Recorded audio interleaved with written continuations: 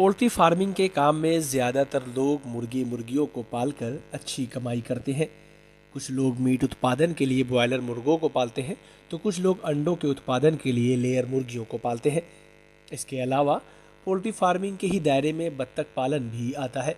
बत्तख को भी अंडों और मीट दोनों के ही लिए पाला जाता है, क्योंकि इन दोनों की ही डिमांड कम नहीं रहती है। वहीं बहुत से फार्मर्स मछली पालन के साथ साथ बत्तख पालन करते हैं। इस तरह के काम से मछली और बत्तख दोनों तरह के पालन में फ़ायदा बढ़ जाता है। पशु पक्षियों की नई नस्ल को मान्यता देने वाली संस्था national bureau of animal genetic resources NBAGR की ओर से हाल ही में बत्तख और मुर्गे मुर्गियों की कई नस्ल को मान्यता दी गई है। यदि आप भी उन नस्लों के बारे में जानना चाहते हैं तो लाइव स्टॉक एनिमल न्यूज़ यहाँ आपको बताएगा। बत्तख में आप राज दिघेली गीज को पालकर अच्छा मुनाफा कमा सकते हैं, जबकि मुर्गियों की नस्ल माला को पालकर भी फायदा कमाया जा सकता है। राज दिघेली को राजनाह के नाम से भी जाना जाता है। इसे असम के सभी जिलों में पाया जाता है। इसकी अनुमानित जनसंख्या लगभग 3 लाख है। यह एक भारी हंस है।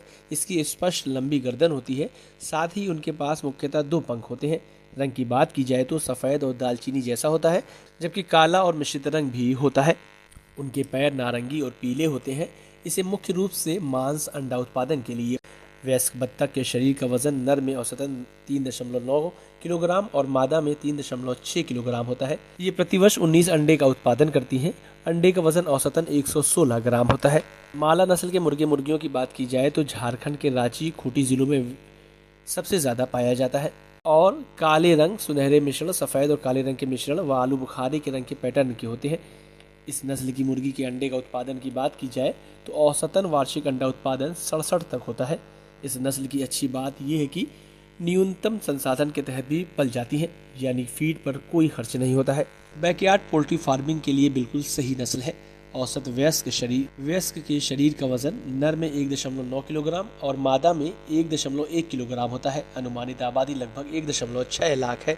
अगर आपको हमारा ये वीडियो अच्छा लगा तो हमारे YouTube चैनल को सब्सक्राइब करना न भूलें। बेल आइकन भी जरूर दबा दें। इस तरह के वीडियोस को देखने के लिए Facebook और Instagram पेज को भी फॉलो करें।